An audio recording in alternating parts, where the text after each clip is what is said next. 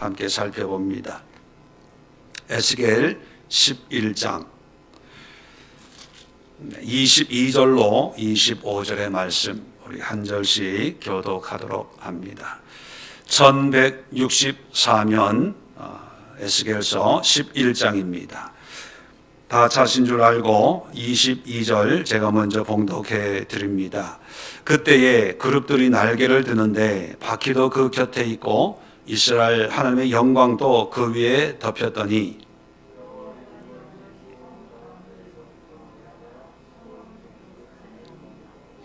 주의 영이 나를 들어 하나님의 영의 환상 중에 데리고 갈대아에 있는 사로잡힌 자 중에 이르시더니 내가 본 환상이 나를 떠나 올라간지라.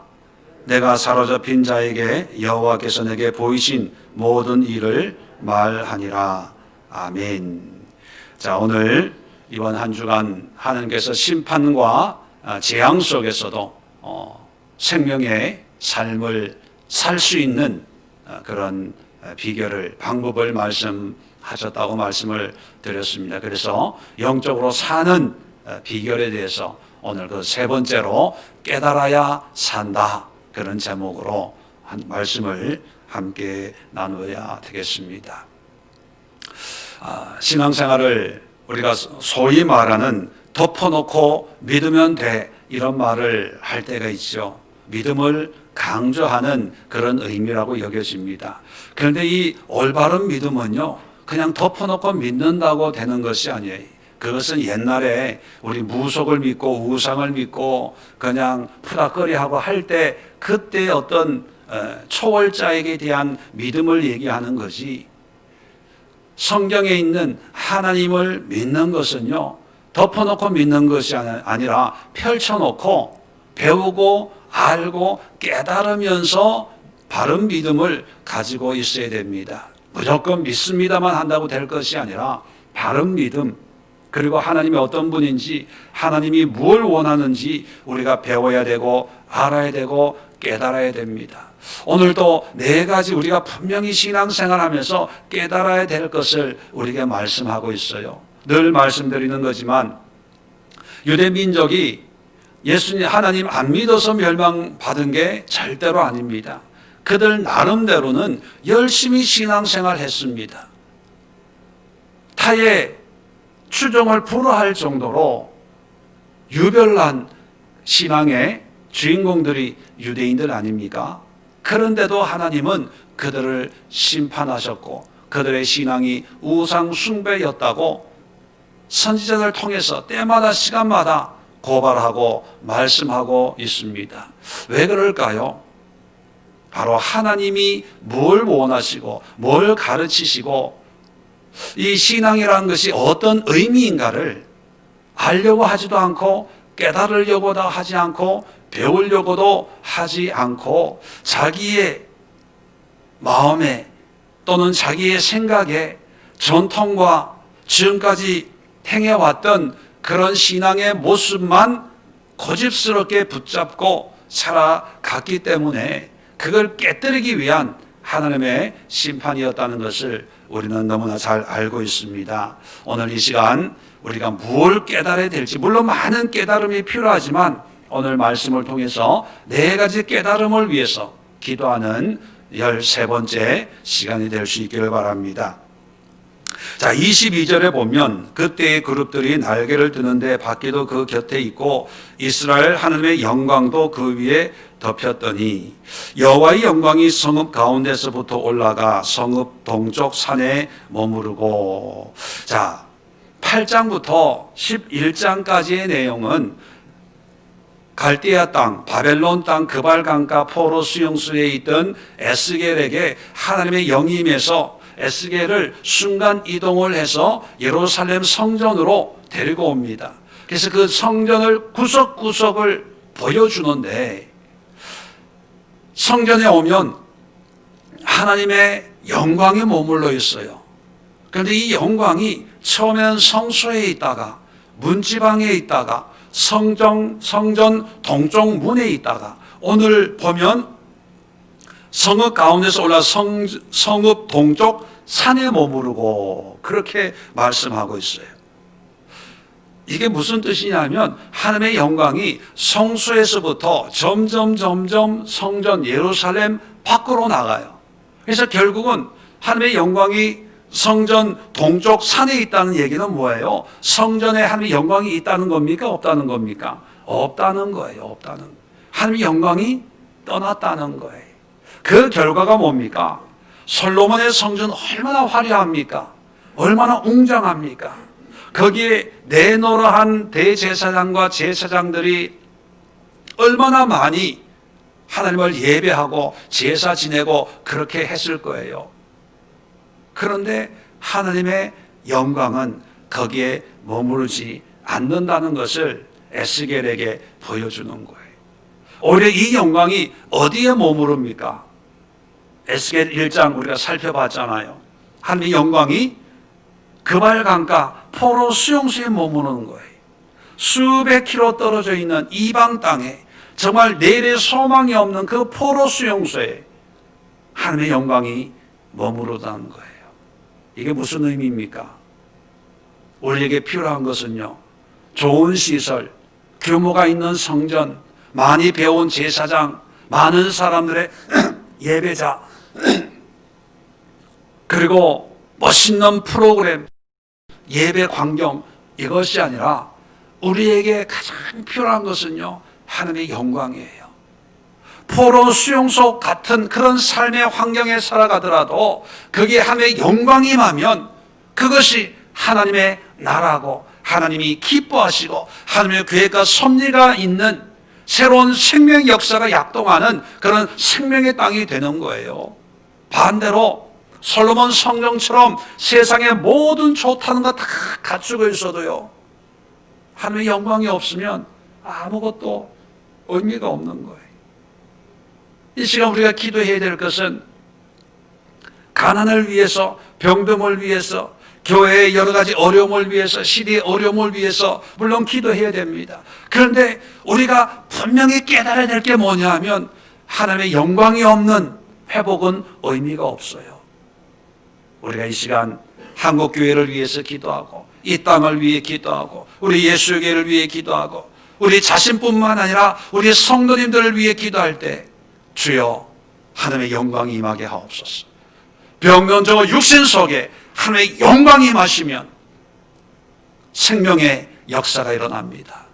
가난한, 찢어지게 가난한 저 가정에, 저 기업체에 하나님의 영광이 임하시면 하나님이 구원의 복음의 도구로 사용하는 능력의 일꾼이 될 수 있습니다. 세상은 환경 가지고 따지지요. 근데 성경은요, 하나님의 영광, 하나님의 임재. 어떤 청년들이 상담을 하러 와요. 옛날엔 청년부들을 상대했으니까 상담을 많이 했겠죠. 늘 고민을 가지고 나오는데, 목사님 이거 해야 될까요? 저거 해야 될까요? 취업을 해야 될까요? 이걸 해야 될까요? 이 사람과 결혼을 해야 될까요? 말까요? 아니, 내가 그걸 알면 이러고 있겠습니까? 그래서 그럴 때마다 이래라 저래라 하기보다는 늘 그런 얘기했습니다.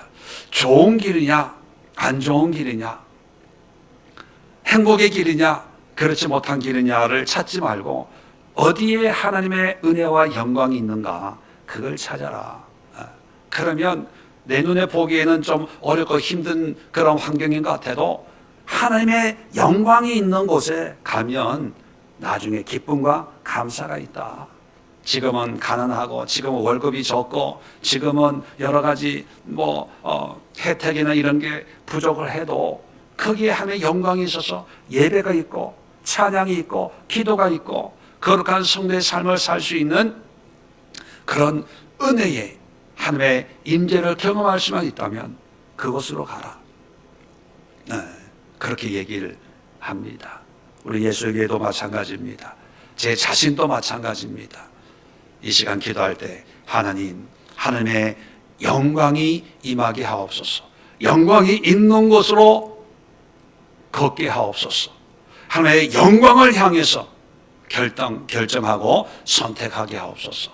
이 땅에 하나님의 은혜의 영광을 덮어 주옵소서. 우리가 함께 기도할 수 있길 바랍니다. 자, 두 번째 24절에 주의 영이 나를 들어 하나님의 영의 환상 중에 데리고 갈대아에 있는 사로잡힌 자 중에 이르시더니 내가 본 환상이 나를 떠나 올라간지라. 자, 24절에 보면 주의 영이 에스겔을 인도하고 있는 걸 볼 수가 있습니다.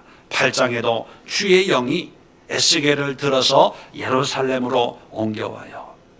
우리가 깨달아야 될 게 뭐냐면 현실의 문제가 해결되는 것도 감사하죠. 현실에서 포로 수용소에서 탈출해가지고 자유를 누리는 것도 참 귀한 하나님의 은혜일 수 있습니다. 그런데 현실의 문을 여는 것보다 먼저 어디에 문을 열어야 되냐 하면 하나님의 성령의 은혜의 문을 열어야 돼요. 성령의 은혜가 임해야 된다는 거예요. 성령의 은혜가 임하면 우리 육신은 어떤 물리적인 환경에 갇혀있고 닫혀있는 상황이지만 하나님의 영은 모든 걸 초월하는 영이거든요. 진리가 너희를 자유케 한다는 것은 모든 염려, 걱정, 근심에서 매여 있는 우리를 하나님의 진리의 말씀, 하나님의 영으로 모든 것으로부터 속박으로부터 자유케 하는 거예요. 그렇다면 우리가 기도해야 되고 깨달아야 될 게 뭐냐 하면 돈 문제는 돈으로 해결해야 된다고 우리는 생각을 합니다. 건강의 문제는 의사나 약이나 이걸로 해결해야 된다고 생각을 해요. 코로나19는 백신이나 치료제로 해결해야 된다고 생각을 합니다. 예, 이것은 과학의 문제고 세상의 가치관입니다. 성경은 뭐냐면 하나님의 영으로 모든 것을 초월할 수가 있는 거예요. 다시 말하면 성령의 인도하심으로, 성령의 충만함으로 우리가 모든 것을 극복할 수가 있는 거예요. 사도행전을 보면 예수님의 제자들이 복음서까지는요 다 두려워서 예수님을 배반하고 버렸던 사람이에요. 그런데 사도행전을 중심으로 해서 보면 똑같은 사람이 몇 날 시간이 많이 흐르지도 않았는데 똑같은 사람들이 오히려 성전에 서서 당신들이 죽인 예수가 우리의 구주입니다, 메시아입니다, 하나님의 아들입니다, 이렇게 설교하고 전도하고 있는 거예요. 여러분, 환경은 달라진 게 없어요. 상황은 달라진 게 없는데 누가 달라졌냐? 제자들이 달라진 거예요. 어떻게 달라졌냐? 성령 받고 달라져요. 성령. 오순절 마가의 다락방에 예배된 그 성령의 역사를 경험하고 나서 옛날에는 무서웠던 것이 이제는 무서운 게 아닌 거고, 옛날엔 부끄러웠던 것이 이제는 자랑스러운 거였고, 옛날엔 창피했던 것이 이제는 누구에게도 전하고 싶은 그런 복된 소식으로 바뀌어져 버린 거예요. 그 비결이 어디에서 나오는 겁니까? 하나님의 영이에요.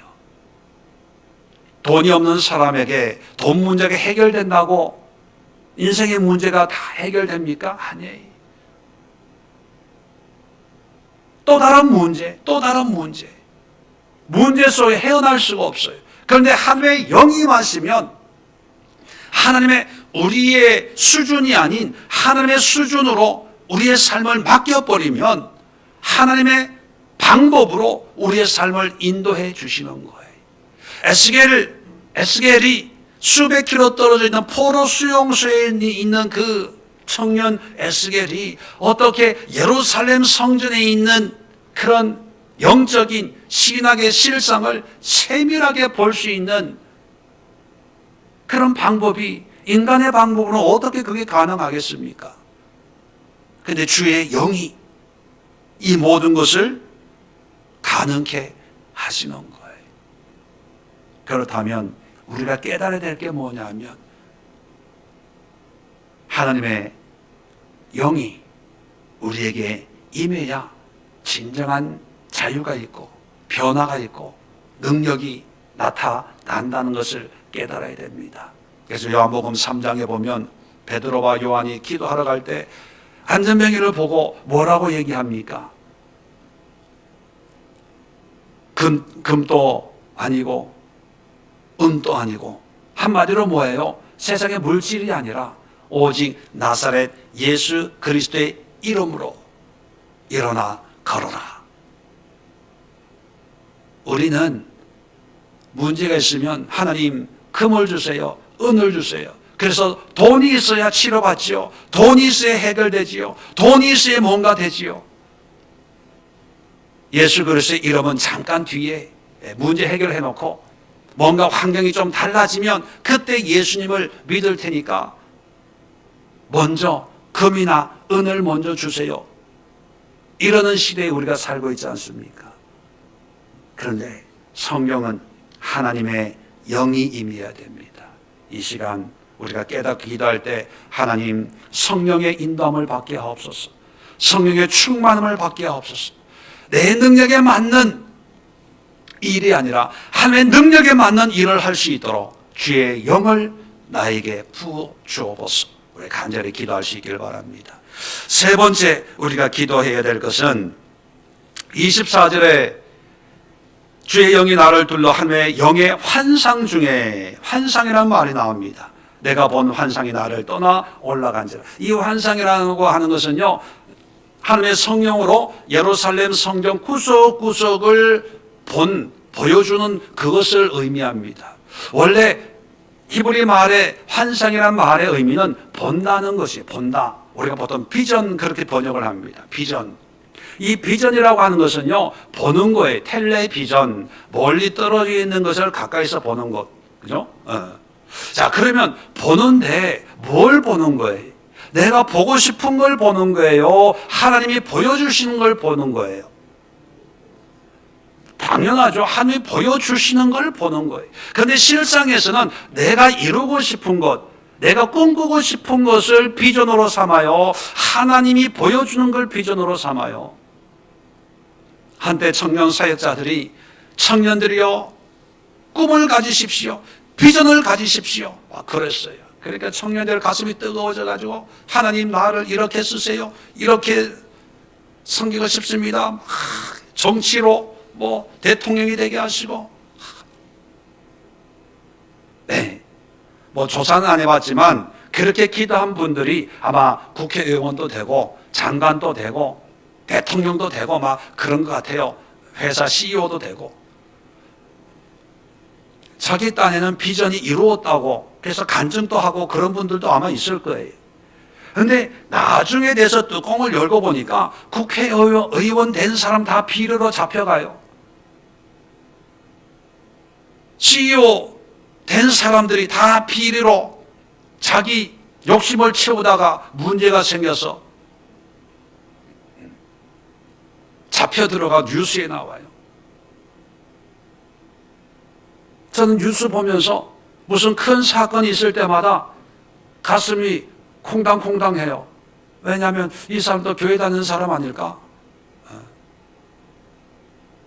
이번에 아이 학대 치사 사건 난 것도 처음에 이것도 교회하고 관련 있는 거 아닐까? 아니나 다를까? 양쪽 집안의 목회자 자녀.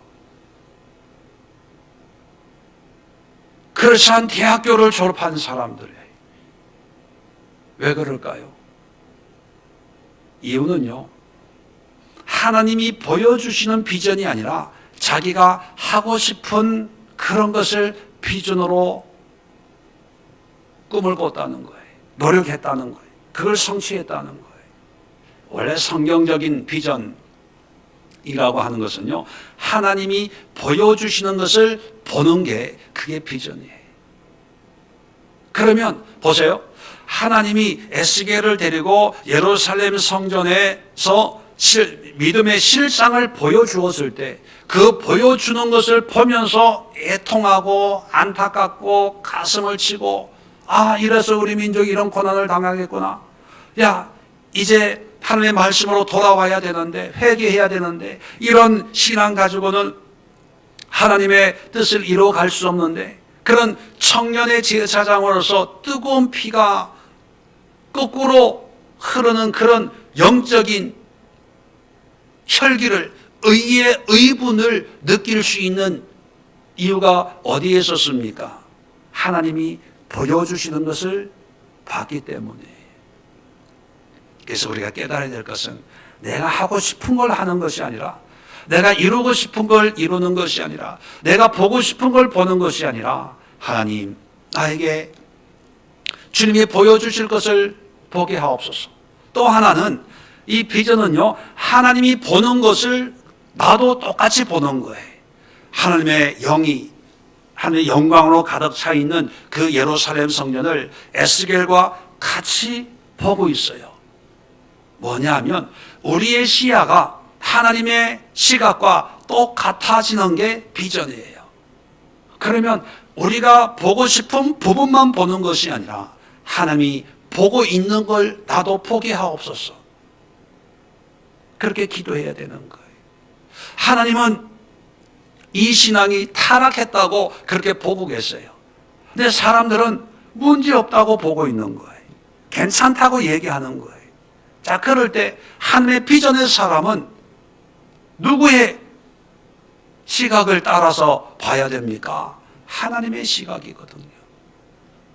그러니까 우리가 깨달아야 돼요. 사람들이 좋다고 좋은 게 아니라 하나님이 이것을 어떻게 보시고 어떻게 분별하시고 어떻게 판단하시는가, 하나님의 눈을 열어주시고 하나님의 음성을 들을 수 있는 귀를 열어주시고 하나님의 마음을 담을 수 있는 마음을 허락해 달라고.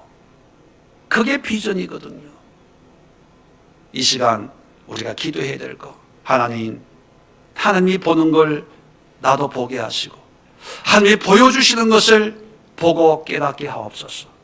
하나님이 감동 주시는 것을 느끼고 깨닫는 그런 은혜를 허락해 주옵소서. 우리 세 번째 기도할 수 있기를 바랍니다. 마지막으로 25절에 보니까 내가 사로잡힌 자에게 여호와께서 내게 보이신 모든 일을 말하니라. 자, 이런 은혜를 통해서 하나님이 말씀하시고자 하는 게 뭡니까? 전하라는 거예요. 가르치라는 거예요. 지금 우리의 믿음의 실상이 이렇다는 거예요. 이렇게 해서 하나님께서 나라를 망하게 하고 우리를 포로로 끌고 왔다는 것을 이제 사람들에게 전하는 거예요. 이게 선지자로 세우신 하나님의 사명이거든요. 조금 전까지만 해도 에스겔은 청년의 나이 25살에 포로로 끌려와서 5년 동안 포로 수용소에서 생활을 했어요. 5년 동안 아무 일도 못하고 하나님의 말씀도 없고 비전도 없고 성령의 역사도 없이 그렇게 살아왔더랬습니다. 자, 그랬을 때 청년 에스겔은 어떤 마음이었을까요? 요즘 청년들이 직장 구하기도 힘들고 결혼하기도 힘들어서 정말 많은 어려움이 있다고 하는데 아마 이런 청년들의 마음보다 훨씬 더 고통스러운 그런 시간들을 아마 보냈을 거예요. 한번 상상을 해보십시오. 그런데 소망이 없는 삶이라고 여겼는데 하나님의 비전을 본 거예요. 하나님이 나를 선지자로 세우셔서 이런저런 영적인 그런 교훈을 가르쳐 주었습니다. 그런데 환경이 달라진 건 없어요. 여전히 포로 수용소에 환상 가운데 예루살렘을 갔을 때는 아마 좋았겠죠. 그런데 환상이 지나가고 환상이 하늘로 올라간 뒤에 보니까 현실이에요.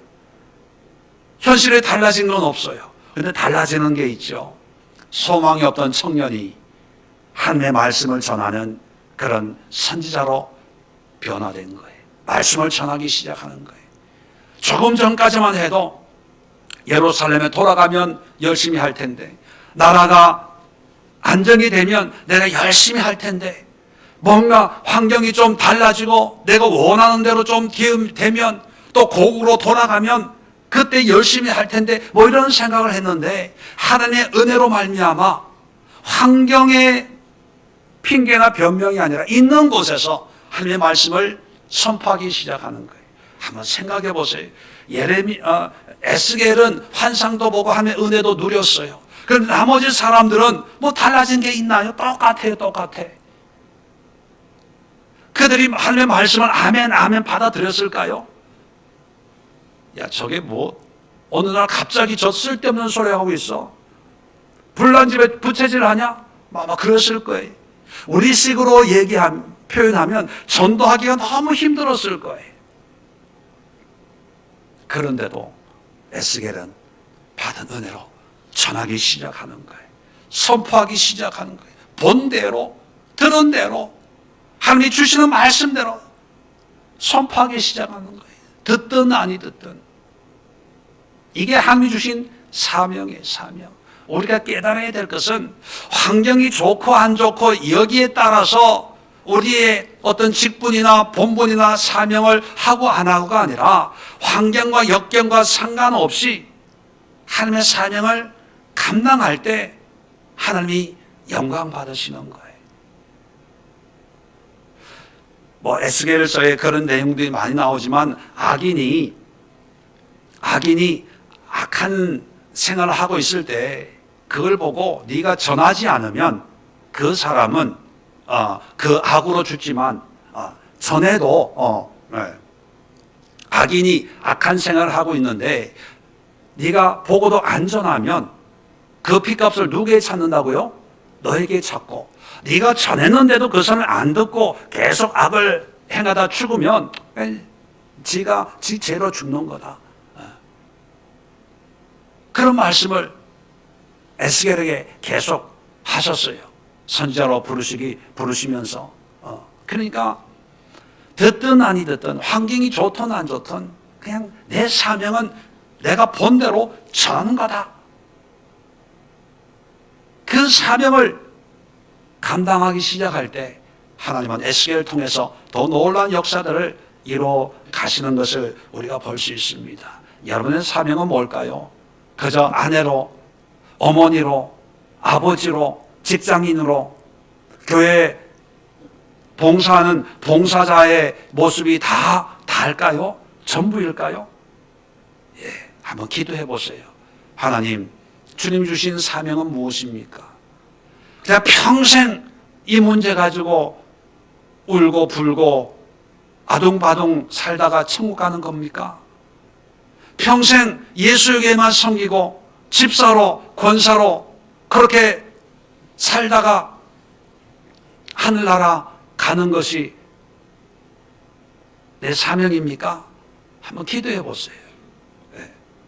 그리고 사명을 깨닫고 깨달은 사명을 여러분이 살아가는 지금의 현재라고 하는 그 시간 속에 지금이라고 하는 그 상황 속에서 그 사명을 감당해 나갈 때 그 사람이 하나님이 살리시고 세우시고 이루도록 역사한다는 것을 여러분 기억할 수 있기를 바랍니다. 오늘 말씀 마음에 새기시고 함께 간절한 마음으로 깊은 은혜 속에 하나님과 함께하는 그런 13번째 기도 시간 될 수 있기를 바랍니다. 기도하겠습니다. 좋으신 하나님, 깨달아야